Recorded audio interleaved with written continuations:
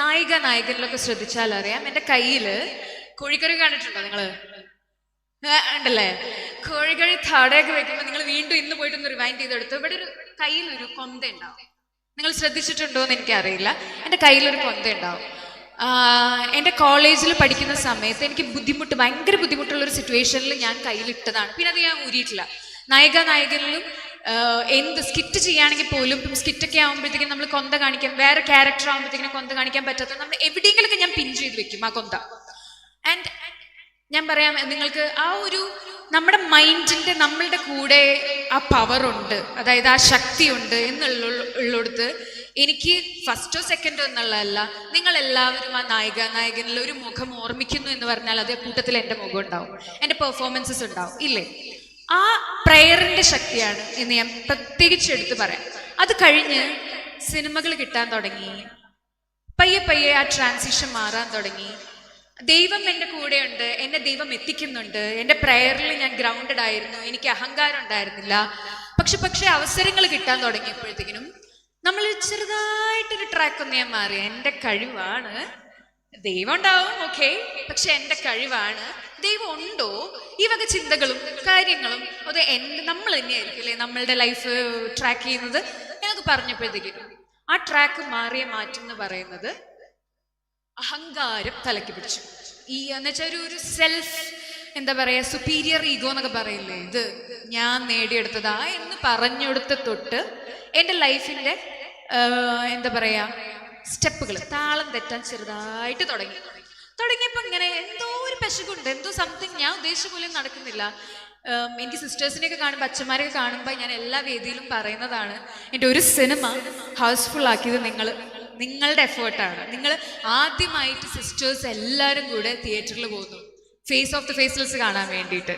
ആ ഒരു സ്വീകാര്യത എന്ന് പറയുമ്പോൾ ഞാൻ എവിടെയും പോകുമ്പോഴും നിങ്ങൾക്കൊരു വലിയൊരു നന്ദി ഞാൻ അറിയിക്കാറുണ്ട്. നിങ്ങൾ എല്ലാവരും ഇടവകക്കാരും എല്ലാവരും കൂടെ പോയി. ആൻഡ് അവിടെ നിന്നൊക്കെ കഴിഞ്ഞപ്പോഴത്തേക്കിനും ഈ അവാർഡും കൂടെ കിട്ടി, ലൈഫിൽ അവാർഡും കൂടെ കിട്ടിയപ്പോഴത്തേക്കിനും ഞാൻ ഒന്ന് അങ്ങോട്ട് നല്ലോണം തോന്നി, അത് ആരുടെ കൂടെയാ? മമ്മൂക്കാന്റെ കൂടെ. ദൈവമൊക്കെ പോയി. ആൻഡ് ഞാൻ അവിടെ തൊട്ട് നിങ്ങൾക്ക് അറിയാം, രേഖ എന്ന സിനിമയ്ക്ക് ശേഷം എനിക്ക് അധികം സിനിമകൾ ഉണ്ടായിട്ടില്ല. ഞാൻ പറയുന്നത് എന്നെ ദൈവം പണിഷ് ചെയ്തു എന്നുള്ളതൊന്നുമല്ല. നമ്മള് ഗ്രൗണ്ടഡ് ആയിരിക്കുക, നമ്മളെ റൂട്ടഡ് ആയി വെക്കുക, നമുക്ക് കിട്ടുന്നതൊക്കെ ബ്ലെസ്സിങ്സ് ആണ് എന്നുള്ള ബോധം, ആ ബോധം നമ്മൾ മനസ്സിലുണ്ടാക്കുക. അതെപ്പം ഇല്ലാതെ പോകുന്നു, എല്ലാം നമ്മുടെ കഴിവായി മാറുന്നു. അവിടെ തൊട്ട് നമ്മുടെ ലൈഫിന്റെ താളം തെറ്റുന്നത് എൻ്റെ ലൈഫിൽ ഉണ്ടായിട്ടുണ്ട്. നിങ്ങളൊക്കെ വളർന്നു വരുന്ന ആൾക്കാരാണ്, അതുകൊണ്ട് ഞാൻ പറയാണ്, എന്നെങ്കിലും നിങ്ങൾ അങ്ങനെ ചിന്തിക്കുമ്പോൾ അപ്പോൾ എന്നെ ആലോചിക്കാം.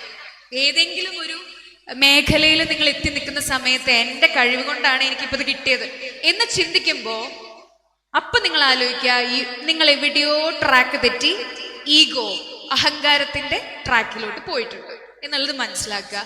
തിരിച്ചു കൊണ്ടുവന്ന് നമ്മുടെ ലൈഫിനെ റൂട്ടഡ് ആക്കി വെക്കുന്നത് ആ ഒരു എന്താ പറയാ, ആ ഒരു ഗ്രേറ്റ് പവർ. അതിനുവേണ്ടി പ്രയർ, ഉള്ളിൽ നന്മയുണ്ടെങ്കിൽ ലൈഫിൽ നല്ലതേ വരൂ. പേടിക്കാതിരിക്കുക. ഇപ്പോഴത്തെ പ്രത്യേകിച്ചും യൂത്തിന്റെ ഏറ്റവും വലിയ ടെൻഷനാണ്, ഞാൻ എവിടെ എത്തും, ഞാൻ എന്തെങ്കിലുമൊക്കെ ആവോ, ആ ടെൻഷനും ഇതെല്ലാം മാറ്റിവെക്കുക. നിങ്ങളുടെ ലൈഫിൽ നല്ല നല്ല നല്ല പോസിറ്റീവ് കാര്യങ്ങളുണ്ടെങ്കിൽ definitely you will reach the right place എന്നുള്ളത് എൻ്റെ ലൈഫ് കൊണ്ട് ഞാൻ പറയാണ്. വേറൊരു അടുത്തൊരു യുദ്ധം അറിയാലോ, ഡ്രഗ്സിന് വേണ്ടി ഞാനൊരു കാര്യം പറഞ്ഞായിരുന്നു. ആൻഡ് അത് ഭയങ്കര ഇഷ്യൂ ആയിരുന്നു, നിങ്ങൾക്ക് അറിയാമെന്ന് ഞാൻ വിചാരിക്കുന്നു.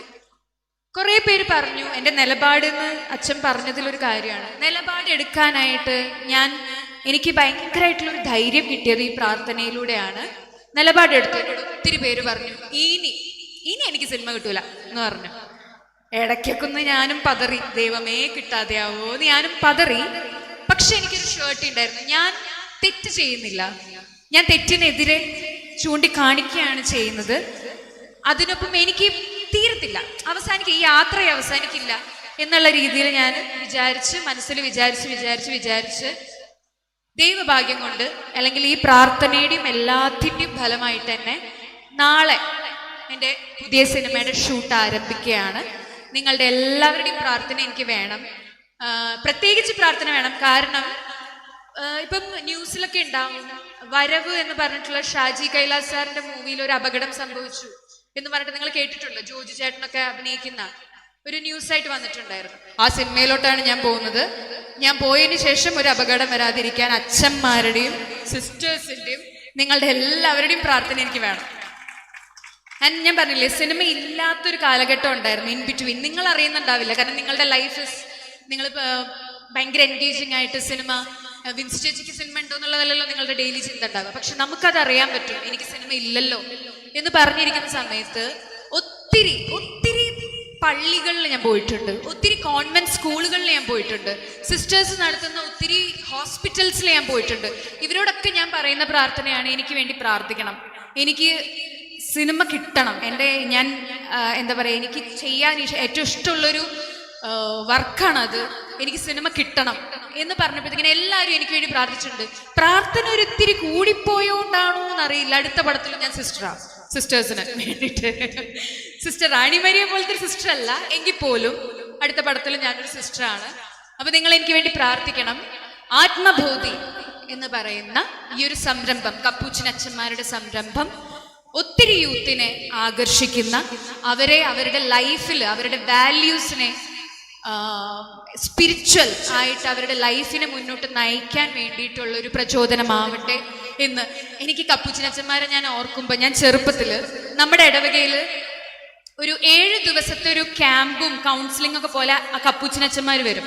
ആ ചെറുപ്പത്തിൽ ഞാൻ കണ്ടുകൊണ്ടിരിക്കുന്ന ഒരു സീരിയലാണ് കടമറ്റത്ത് കത്തനാർ. നിങ്ങൾ കണ്ടിട്ടുണ്ടോ? അപ്പൊ എനിക്ക് ഇവരെ കാണുമ്പോൾ എന്തോ ഒരു പേടിയാ, എന്നെന്തോ തളയ്ക്കാൻ വരുന്ന ആരെയോ പോലെ എനിക്ക് ഇവരൊക്കെ കാണുമ്പോൾ തോന്നും. പക്ഷേ ഇവരെന്താണെന്നറിയോ, ഇവർ നമ്മളോട് വന്നിട്ട് വീട്ടിലൊക്കെ വന്നിട്ട് നമ്മളുടെ കാര്യങ്ങളൊക്കെ ചോദിച്ചറിഞ്ഞ് നമ്മൾക്ക് വേണ്ട പോലെ പ്രാർത്ഥിച്ച്, അത് കഴിഞ്ഞിട്ട് ഇവര് എന്തെങ്കിലും അരി, പഞ്ചസാര എന്നൊക്കെ തരുമെന്ന് ചോദിക്കും. എന്ന് വെച്ചാൽ ഇവര്, അപ്പൊ എന്തുകൊണ്ടാണ് ഞാൻ പറഞ്ഞത്, ഞങ്ങളോട് ഈ കപ്പൂച്ചിനച്ചന്മാരുടെ ഒരു മെയിൻ ആള് പറഞ്ഞിട്ടുണ്ട്, നിങ്ങൾ ഒരിക്കലും എന്താ ഭിക്ഷ യാചിച്ച് കഴിക്കണം. അത് അവർക്ക് കൊടുത്തൊരു എന്താ പറയുക, ഒരു ദൗത്യം പോലെയായിരുന്നു, മിഷനറി പോലെയായിരുന്നു. അവർ നിങ്ങൾ വീടുകളിൽ ചെന്ന് ഭിക്ഷ ചോദിച്ച് അത് വെച്ചിട്ട് നിങ്ങൾ കഴിക്കണം എന്നുള്ളത് അങ്ങനൊരു ഉണ്ടായിരുന്നു. അപ്പം അതേപോലെ ഞങ്ങളുടെ അവിടെ വന്നിട്ട്, ഞങ്ങളുടെ പൊന്നാനി ഇടവകയാണ്, പൊന്നാനി എന്നാണ് വരുന്നത്. അപ്പൊ അവിടെ വന്നിട്ട് ഇതുപോലെ വന്നപ്പോഴത്തേക്ക് എനിക്കെന്തോ പേടിയാ നിങ്ങളിത് കാണുമ്പോൾ ആ ചെറുപ്പത്തിൽ. പക്ഷെ നമ്മളോട് ഇടപഴകി അവർ പോകുന്ന സമയത്ത് ഒരു ഭയങ്കര ഒരു എനർജി ഭയങ്കരമായിട്ട് ഫീൽ ചെയ്യുമായിരുന്നു. അതെനിക്കറിയില്ല, ഭയങ്കര ഒരു എനർജി ഫീൽ ചെയ്യുമായിരുന്നു. അപ്പൊ ആ എനർജിയിൽ ആത്മബോധി സെന്റർ ഓഫ് യൂത്തിൽ വരുന്ന ഓരോ യൂത്തിനെയും നല്ല വഴിക്ക്, അല്ലെങ്കിൽ നല്ല ഒരു സ്പിരിച്വലി റൂട്ടഡ് ആയിട്ട് അവരുടെ ജീവിതത്തിൽ അവർ നല്ല വാല്യൂസ്, മോറൽ ഉള്ള നല്ല ഹ്യൂമൻ ബീയിങ് ആയിട്ട് മുന്നോട്ട് പോവാൻ ഇവരുടെ ഈ സംരംഭം വഴിയൊരുക്കട്ടെ എന്ന് ഞാൻ ആശംസിക്കുകയാണ്. ഒത്തിരി ഞാൻ ഇത്രയെല്ലാം പറഞ്ഞതുകൊണ്ട് ഔദ്യോഗികമായിട്ട് ഈ ആത്മബോധി സെന്റർ ഓഫ് യൂത്ത് ഹബിന്റെ ഇനാഗുറേഷൻ ചെയ്തതായിട്ട് പ്രഖ്യാപിക്കുകയാണ്.